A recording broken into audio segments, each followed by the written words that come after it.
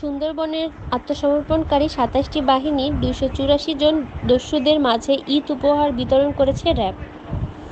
বুধবার সকাল ১১টায় মোংলা বন্দরের পিকনিক স্পট এলাকায় এই উপহার সামগ্রী বিতরণ করে। এসব উপহার সামগ্রীর মধ্যে ছিল চাল, তেল, ঘি, সেমাই, চিনি, দুধ, লবণ, বাদাম, কিশমিশ, চিড়া, মসলা ও পেঁয়াজ সহ অন্যান্য সামগ্রী ও নগদ অর্থ।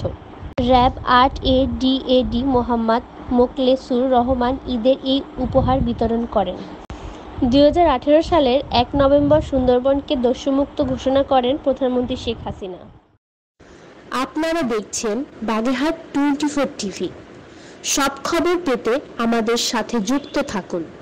সাবস্ক্রাইব করে আপনার প্রিয় পছন্দের চ্যানেলটির সাথে থাকুন।